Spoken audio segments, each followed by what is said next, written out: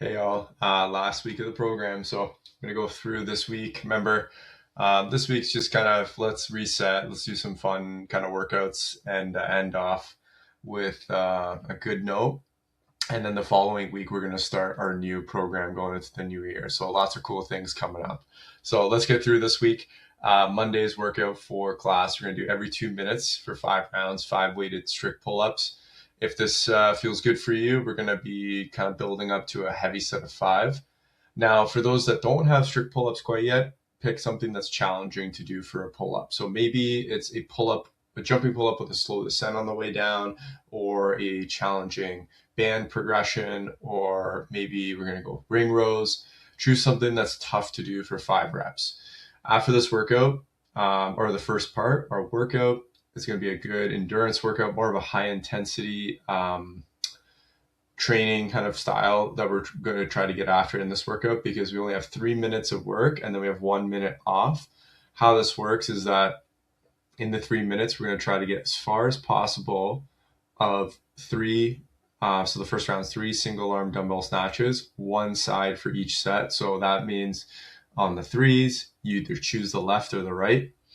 Then you're going to go into 3 lateral burpees over the dumbbell, and you're going to jump and do a 180 turn on your jump. So as you jump over the dumbbell, let's do a 180. Now, if you don't feel comfortable jumping over the dumbbell, I'm going to get you guys to just jump over a line. So scale by jumping over a line instead of worrying about the height or the height of the dumbbell. If you're afraid to trip over it, I want you guys to get that kind of turning effect. So we're going to work on a little bit of that rotational, a little bit of the agility too as well. So 3 of those. So burpee, jump over the dumbbell with a 180 turn. And then the next round is 6. So 6 and 6. Now again, with the single arm dumbbell snatch, choose one side. So maybe you did 3 on the left side, then on the round of 6, you're going to do the right side. So you can only do that one arm for those 6. Then again, 6 lateral burpees with a dumbbell, and then round of 9. And you're just going to keep going in those 3 minutes. Then when the 3 minutes are over, you're going to rest 1 minute and then just pick up where you last left off, and then build off of there for the next interval. So we're doing 3 rounds of that total, and the goal is to get as far as you can. We're working on that high intensity anaerobic style training. This is kind of like when we feel our our heart beating fast, you're feeling kind of the lactic acid building up. Feels like you're close to that redlining mark. That's where we want to be for each of these intervals today, to really work on building that high pace of the endurance side. So we got kind of like more of the slow side sometimes that we work on, our longer workouts. This is more of a short, fast, bursty kind of workout. So I want you to try to get that intensity out in this one. So that's Monday to start off for the CFW WOD. And then for functions, we got a 5-round workout, 5 rounds for time, 400-meter row, 15 sumo kettlebell deadlift high pull. So from that sumo stance, you're going to be holding that kettlebell in between the feet, starting from the ground, and then we're going to do high pull, driving up, and then 15 ring rows. So a good pulling kind of workout today, pulling with the row, pulling with the deadlifts, and then pulling with the ring rows. And a lot of this is going to turn on the back side of our body. So our posterior chain is going to get activated a lot. I would say strength and strength endurance is going to be what we're going to be focusing on in this workout today. So keep that in mind. Longer workout, 30 minutes. Think of 5 to 6 minutes per round to get this one done underneath the time cap. That's Monday.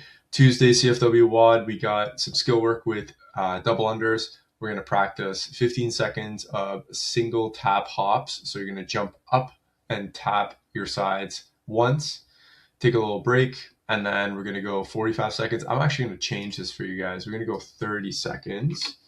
We'll do 30 here for all of these. I'll just make it 1-to-1. The reason I had it as 15 seconds, I didn't want you guys to blow out your calves before the workout.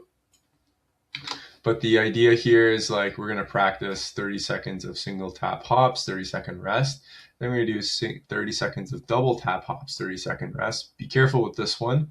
Sometimes people kind of jump up and like sprint those 2 taps, but that's not realistic with what actually happens with the double tap or the double under.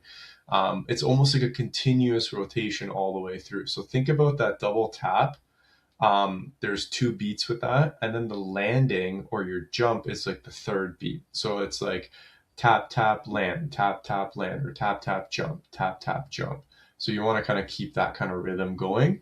And then when we're done that, we're gonna actually just practice double unders with no rope. So there's a little bit of visualization that we're gonna work on this. So you're gonna basically imagine you have the handles in your hands, and then you're going to get into the right position. So hands close to your pockets there and close to your body, jumping up, and then pretending you're skipping the rope twice underneath you.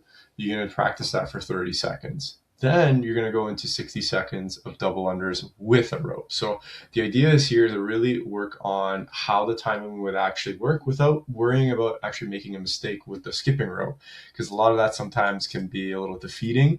Also, if we can't imagine what that rhythm would feel like, it's very hard to just replicate it randomly on the spot. So there's a lot to do with visualization here that can help you find the timing and then remove the chances of error, because you can't trip over your invisible skipping rope.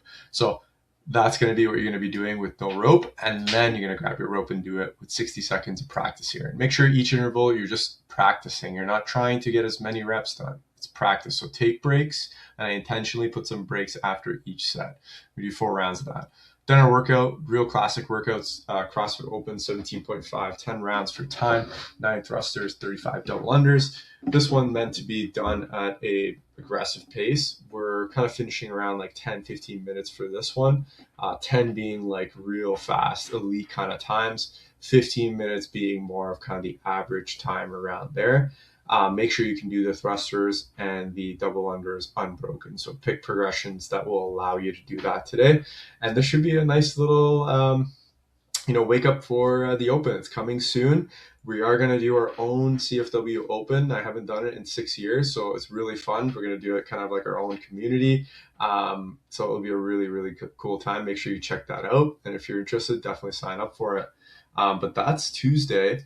Going into Wednesday's workout, we got kind of a shorter day, so we got our morning and our evening, our morning and noon class there, and then we got the rest of the night to kind of celebrate New Year's. We got our WOD for time, 600-meter row, 21 deadlifts, 225, 6 wall walks, 400-meter row, 15 deadlifts, 4 wall walks, 200-meter row, 9 deadlifts, and then 2 wall walks. So this workout is a good strength, skill, and endurance workout. I would say a lot of your posterior chain midline is going to be fired up in this one. Really, really good strength workout with the added conditioning effect because of all the reps that you're developing. Also, you're getting a good little challenge with the weights here. The weights are going up and the reps are going down, so you get the opportunity to kind of go a little heavier, but you have that fatigue under your belt.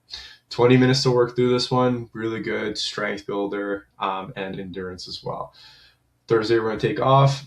Back at it on Friday, kind of regular schedule here. We got our strength skill work, 60 seconds. We're going to do 1 power clean and 1 push jerk. So every minute on the minute for 15 minutes, working on skill and strength development. And then if you're kind of nearer to this, just work on building the skill, maybe hang position, push press, just learning how to coordinate everything together. And then we're going to hit up our benchmark. We haven't done it in a little while. October 10th, we did DT. So you're going to look back. This one's a good barbell workout that you can use as a benchmark for yourself to see how strong you are and how your skill is at with using the barbell. So lots of cool things that you can kind of get out of this workout for yourself as data points to see if you're progressing. So this workout, DT, is 5 rounds for time, 12 deadlifts, 9 hang power cleans, and 6 push jerks. So basically from the ground to the shoulders and then overhead. Weights are 155, 105, meant to be heavy. I would say moderate, not heavy. Something you could probably do unbroken, at least for one of the rounds, or you are hanging on for a good majority of the reps. You should be able to do the 12 deadlifts and then take a break, or be able to do 9 hang power cleans before you take a break. So keep that in mind for Friday, and then make sure you look back what you did on October 10th on the app to see what you did, and then compare it to that. Saturday, we got our CFW WOD. We're going to practice your pistols with some trim squats, some curtsy lunges, and some box pistol squats. And then our WOD is going to be a dual dumbbell burpee box step over. So you're going to be doing burpees with the dual dumbbells. So your push-up will be off of the dumbbells, and then you're going to pick up those dumbbells and do a step over that box. 800 meter will follow, then 20, 400 meter, 10, 200 meter, and then you're done. The last time we did this was October 11th. So you can look back at what you did there and see how you compare, or set up a new kind of benchmark for yourself today. This one looks like a tough one on the legs, especially with all those step overs. That first round, the 30 looks deadly. So I'd probably break that up into sets of 10 at most, with some quick little breaks in between, like taking my hands off the dumbbell so my forearms don't blow up. So good little workout Saturday for CFW WOD. And then for our functions workout, we're going to do our quick breath hold test. So we did this on October 4th. Basically, you're testing to see how long you can hold your breath after you fully exhaled. So basically taking a deep breath in and then exhale out. Once you've fully exhaled, then give the thumbs up so your partner can start timing. And you want to see how long you can hold on to it before you need to take a breath. So it's really kind of measuring that CO2 tolerance. How well can you let that CO2 build up in your system? How calm can you stay? It's a good little test of your breathing skill and your awareness. And even like your cardiovascular fitness can be shown in this too as well. So it's like a cool little test that doesn't really require doing a whole workout. You can kind of see where your breathing is at. And if your breathing is off, you can only imagine what that would be like showing up in a workout. So you're kind of looking at it from a really small standpoint, looking at like, okay, what each breath does. If my breath isn't as efficient, then that's going to create more compensations in a workout or throughout my day. So breathing is super important, basically to say. And then our workout, CFW intro benchmark, intro number 3. We did this on October 4th. So let's look back. Let's see if we can crush that one or set a new benchmark based on if you're new to the program or you have done this one. So look back, use the same progression so that you can evenly compare from the last time. Finally, our last day of the week, our community WOD. We did this when we first started the program, or the first, this cycle, I should say. We did this workout. So it's in partners or solo, 1,000 meter row, 40 thrusters, 30 pull-ups. Then the row and the thrusters and the pull-ups go down. They go down again, and then you build back up.